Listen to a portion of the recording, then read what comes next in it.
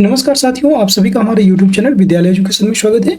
साथियों, आज हम पढ़ने वाले हैं बिहार लोक सेवा आयोग की तरफ से पूछे जाने वाले जितने भी प्रीवियस ईयर क्वेश्चन हैं बीपीएससी टीआरई 4.0 और टीआरई 5.0 के लिए हम लोग करवा रहे हैं। और ये जो क्लास है, यह क्लास 1 to 5 के लिए बहुत ही महत्वपूर्ण है। प्राथमिक विद्यालय, मध्य विद्यालय और माध्यमिक विद्यालय तथा उच्च माध्यमिक विद्यालय अध्यापक परीक्षा के लिए ये क्लास करवाई जा रही है। इसमें आपको सामान्य अध्ययन के महत्वपूर्ण प्रश्न मिलेंगे जो कि बुलेट सीरीज के माध्यम से करवाया जा रहा है। इसमें आपको point two point quick revision class होने वाली है। और आज का हमारा जो सेक्शन है वर्ल्ड, ये आपको वर्ल्ड ज्योग्राफी का सेक्शन है। सभी साथी क्लास में अंत तक बने रहिएगा और बताइएगा कि आपको क्लास कैसी लग रही है। ठीक है साथी, चलिए शुरू करते हैं आज के इस क्लास को। आज की क्लास में आपको जितने भी इंपॉर्टेंट प्रश्न हैं वो आपके कंप्लीट हो जाएंगे। और ये आज का हमारा जो टॉपिक है, ये आपको 14 नंबर चैप्टर से हम लोग कंप्लीट करेंगे। और इसके पहले हम लोग 13 चैप्टर वर्ल्ड ज्योग्राफी के कंप्लीट कर चुके हैं। अच्छी क्लास का पहला क्वेश्चन है, टैगा के कोणधारी वन प्रदेशों में विकसित होने वाली मुख्य मृदा है, यह है पाटजोल। इसे बोलते हैं पाटजोल और ये बिहार एग्रीकल्चर 2023 में पूछा गया था। अगला प्रश्न है, स्टैलेक्टाइट एवं स्टैलेग्माइट स्थलाकृतियां बनती हैं, यह बर्फ के द्वारा बनती हैं। स्टैलेक्टाइट और स्टैलेग्माइट स्थलाकृतियां, और ये बीपीएससी टीआरई 2.0 में पूछा गया। सबसे अधिक लेटराइट मिट्टी है, तो यह मेघालय की सबसे अधिक लेटराइट मिट्टी है। मतलब मेघालय में सबसे अधिक लेटराइट मिट्टी पाई जाती है। बीपीएससी टीआरई 2.0 में यह क्वेश्चन पूछा गया था। अगला प्रश्न है, कांटेदार जंगल कहाँ नहीं पाए जाते हैं? तो कांटेदार जंगल यह तमिलनाडु में नहीं पाया जाता है। बीपीएससी टीआरई 2.0 में पूछा गया। अगला प्रश्न है, मिट्टी का निर्माण होता है, तो मिट्टी का निर्माण अपक्षय के द्वारा होता है। बीपीएससी टीआरई 2.0 में पूछा गया। अगला प्रश्न है, मृदा संरक्षण वह प्रक्रम है जिसमें मृदा को नुकसान से सुरक्षित किया जाता है। और मृदा को नुकसान से सुरक्षित कैसे करते हैं? तो सबसे अच्छा कारण है वनारोपण। वनों का रोपण करके मृदा को सुरक्षित किया जा सकता है। 39वीं बीपीएससी प्री 1994 में यह क्वेश्चन पूछा गया। अगला क्वेश्चन है, अगला प्रश्न है आपको चैप्टर नंबर 15 से है, खनिज एवं ऊर्जा संसाधन से पूछे गए जितने भी प्रश्न हैं देख लीजिएगा। ऊर्जा का पारंपरिक स्रोत कौन सा नहीं है? ऊर्जा का पारंपरिक स्रोत, ये आपका पवन ऊर्जा पारंपरिक स्रोत में नहीं आता है। बीपीएससी टीआरई 2.0 में पूछा गया था। बॉक्साइट का सर्वाधिक उत्पादक है, तो बॉक्साइट का सर्वाधिक उत्पादक ऑस्ट्रेलिया में है। और बॉक्साइट किसका अयस्क होता है? तो बॉक्साइट आपका एल्युमिनियम का अयस्क होता है। याद रखें, एल्यूमिनियम का अयस्क होता है बॉक्साइट। बीपीएससी टीआरई 2.0 में पूछा गया।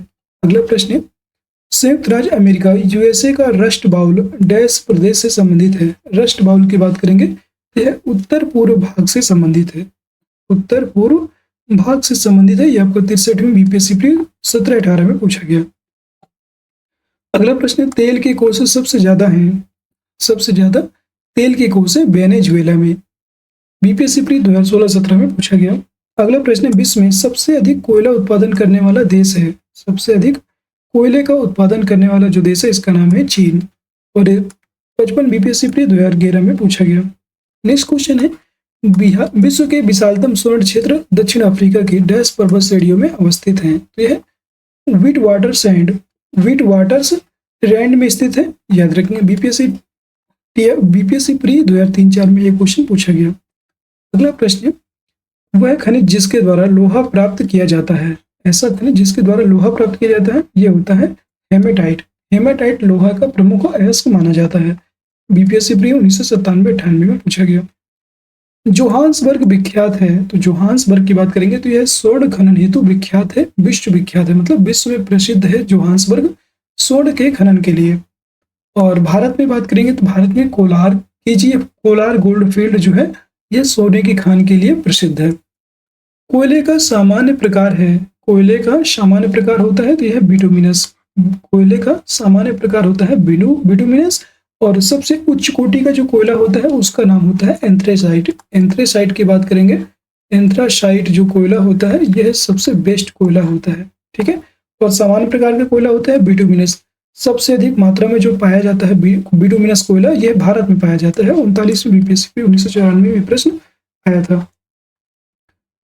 आपका 16वां चैप्टर है मानव प्रजातियां। मानव प्रजातियों से बीपीएससी के द्वारा पूछे गए प्रश्न है आपका जीवाश्म के आधार पर मानव उत्पत्ति केंद्र है। जीवाश्म के आधार पर मानव का उत्पत्ति केंद्र है, यह अफ्रीका की रिफ्ट घाटी में है। और ये बीपीएससी टीआरई 3.0 11/12 में ये क्वेश्चन पूछा गया था। ओजोन O3 के बारे में सत्य है। ओजोन गैस O3 के बारे में क्या सत्य है? तो यह उच्च तरंगदैर्घ्य की विकिरणों को अवशोषित कर लेती है, यानी कि अल्ट्रा वायलेट रेज जो भी परावैंगनिक किरणें होती हैं इनको अवशोषित कर लेती है। और बीपीएससी टीआरई 3.0 1 to 5 री एग्जाम में ये क्वेश्चन पूछा था। अगला प्रश्न है, अनधिवासी बस्तियां जानी जाती हैं। तो अनधिवासी जो बस्तियां हैं यह जानी जाती हैं अनौपचारिक बस्तियों के रूप में। बीपीएससी टीआरई 3.0 में पूछा गया। अगला प्रश्न बुशमैन का निवास क्षेत्र है। बुशमैन का निवास क्षेत्र है कालाहारी, और ये बीपीएससी डीएसईओ 2021 में पूछा गया। क्राल एक प्रकार की निर्मित संरचना है। तो क्राल की बात करेंगे तो यह दक्षिण अफ्रीका की है एक निर्मित संरचना है। ये आपका 65 बीपीएससी प्री री एग्जाम 2019 में पूछा गया। अगला प्रश्न है, अफ्रीका की मूलभूत जनजाति पिग्मी डैश नदी घाटी में पाई जाती है। यह कांगो नदी घाटी में पाई जाती है अफ्रीका की मूल जनजाति पिग्मी। ये आपका देखिए कितना बार ये क्वेश्चन पूछा गया है। BPSC pre 2002, BPSC pre 2001, BPSC pre 1997-98 और बीपीएससी प्री 2001 में ये लगातार पूछा गया है। अगला प्रश्न एस्किमो निवासी हैं। एस्किमो की बात करेंगे, यह कनाडा के निवासी हैं एस्किमो, और ये बीपीएससी प्री 2001 में पूछा गया। अगला प्रश्न इराक का सबसे बड़ा अल्पसंख्यक समुदाय है। सबसे बड़ा अल्पसंख्यक समुदाय है वो है कुर्द। कुर्द सबसे बड़ा अल्पसंख्यक समुदाय है जो कि इराक का है। बिहार सीडीपीओ प्रारंभिक परीक्षा 2018 में पूछा गया।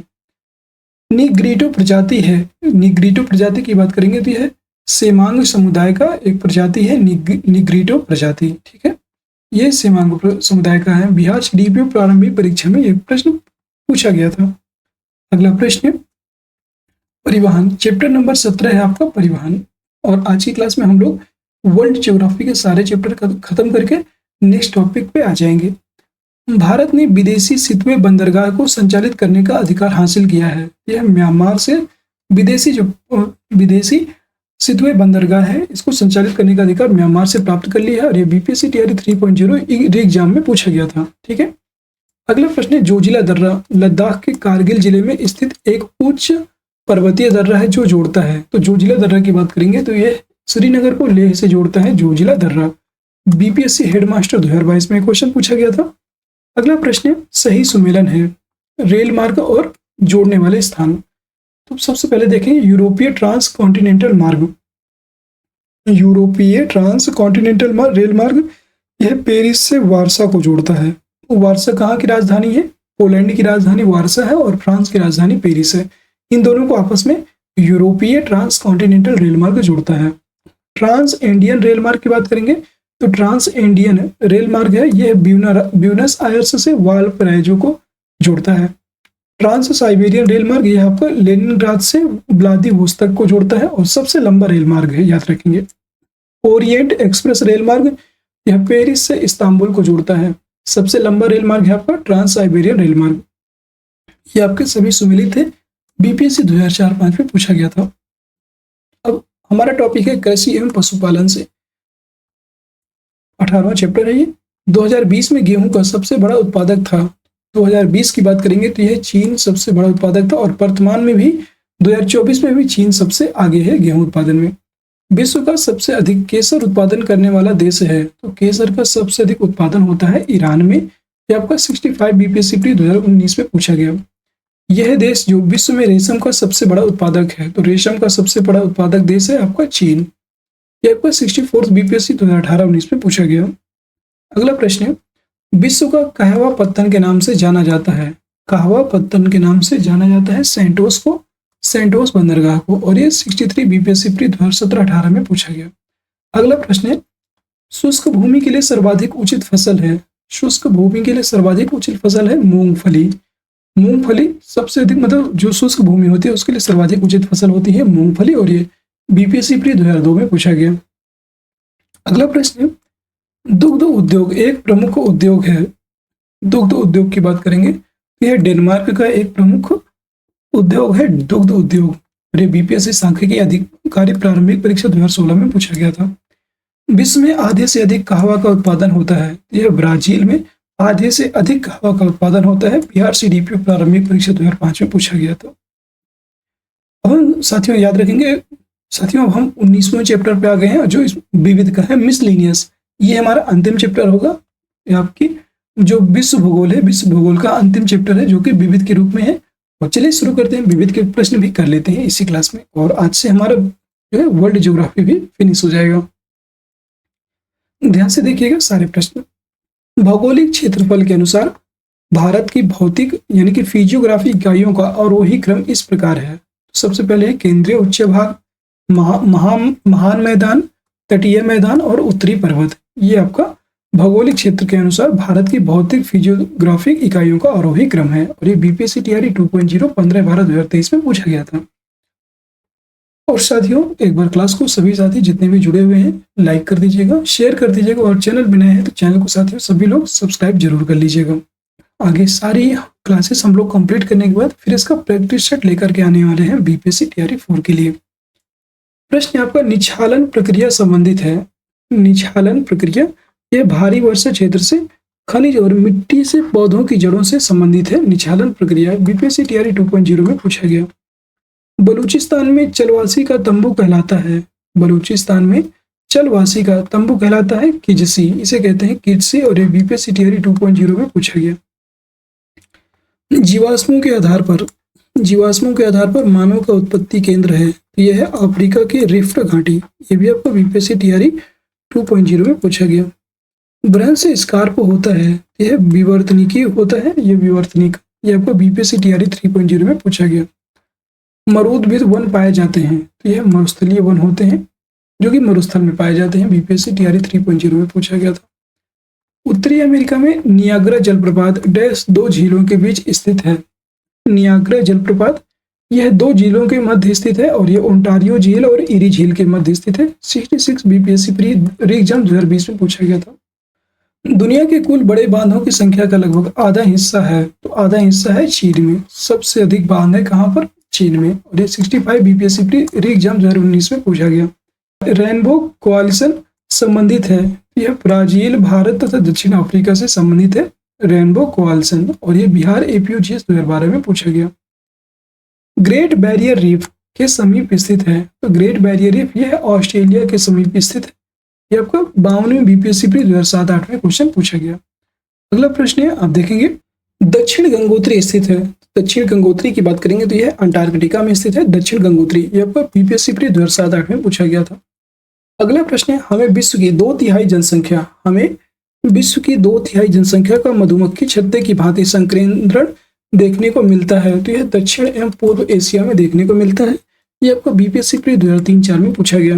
विश्व में सर्वाधिक जनसंख्या वाला देश है, तो यह चीन। चीन सर्वाधिक जनसंख्या वाला देश है। बीपीएससी प्री 1997-98 में पूछा गया। लेकिन यहाँ पे ध्यान दीजिएगा, ये बहुत पुराना प्रश्न है। वर्तमान में भारत की जनसंख्या विश्व में सबसे अधिक है, पहले नंबर पर भारत आएगा। अब एस्पेरांटो है। एस्पेरांटो की बात करेंगे तो एस्पेरांटो है विश्व भाषा के रूप में कार्य करने के लिए बनाई गई एक कृत्रिम भाषा है, और यह 38 बीपीएससी प्री 1992-93 में पूछा गया था। और याद रखेंगे यही प्रश्न आपका, ये जो प्रश्न है, ये प्रश्न आपका अभी बीपीएससी टीआरई 3 में भी पूछा गया। मिला लीजिएगा, बीपीएससी टीआरई 3 में पूछा गया था, या तो 1 to 5 या जूनियर में, दो में से किसी एक एग्जाम में ये क्वेश्चन पूछा गया था। अगला प्रश्न है, स्विट्जरलैंड में बोली जाने वाली प्रधान भाषाएं हैं, तो यह जर्मन, फ्रेंच और इटालियन स्विट्जरलैंड में बोली जाने वाली प्रधान भाषाएं हैं। बीपीएससी प्री 1992-93 में पूछा गया था। विश्व का वह देश जो मुलायम लकड़ी एवं लकड़ी की लुगदी का सबसे बड़ा उत्पादक एवं निर्यातक है, वह है आपका कनाडा। कनाडा इसका राइट हो जाएगा। और ये बीपीएससी प्री 2002 में पूछा गया। पृथ्वी के गोलार्ध का 70% से अधिक भाग घिरा हुआ है, यह जल से घिरा हुआ है। 70% से अधिक भाग, यहाँ पे देख सकते हैं आप। अब हमारे जो है वर्ल्ड ज्योग्राफी के जो क्लास है यहाँ पे आपकी समाप्त होती है। वर्ल्ड ज्योग्राफी के सारे क्वेश्चन जितने भी अभी तक बीपीएससी के द्वारा पूछे गए हैं, ये आपके यहाँ पे खत्म होते हैं। और कल की क्लास में हम लोग जनसंख्या नगरीकरण से क्वेश्चन जितने भी अभी तक बीपीएससी के द्वारा पूछे गए हैं, सारे क्वेश्चन जनसंख्या नगरीकरण के हम लोग कंप्लीट करेंगे कल की क्लास में। और आज की क्लास को आप यहीं पे आपकी क्लास को समाप्त करते हैं। और कैसी लगी आज की क्लास कमेंट सेक्शन के माध्यम से आप लोग जरूर बताइएगा। क्लास अगर पसंद आई है तो सभी साथी क्लास को एक बार लाइक कर दीजिएगा। जितने भी साथी हैं लाइक करेंगे, शेयर कर दीजिएगा। आप सभी से रिक्वेस्ट है, और चैनल में नए हैं तो चैनल को सब्सक्राइब जरूर कर लीजिएगा। और आपका कोई भी कमेंट हो, कोई भी सुझाव हो तो आप हमें बता सकते हैं। और आप इस क्लास की पीडीएफ जो इस क्लास की प्लेलिस्ट है उसके माध्यम से आप सारी क्लासेस को देख सकते हैं। और बहुत जल्द आपको वर्ल्ड ज्योग्राफी और इंडियन ज्योग्राफी का कंपाइलेशन वीडियो भी आपको मिलने वाला है, जिसमें आपका पूरा एक ही वीडियो में पूरे वर्ल्ड ज्योग्राफी को कवर किया जाएगा और पूरे भारतीय ज्योग्राफी यानी कि भारतीय भूगोल को भी उस कवर किया जाएगा अलग से एक वीडियो में। फिर मिलते हैं किसी नेक्स्ट क्लास में, तब तक के लिए जय हिंद, जय भारत, आप सभी का दिन शुभ हो।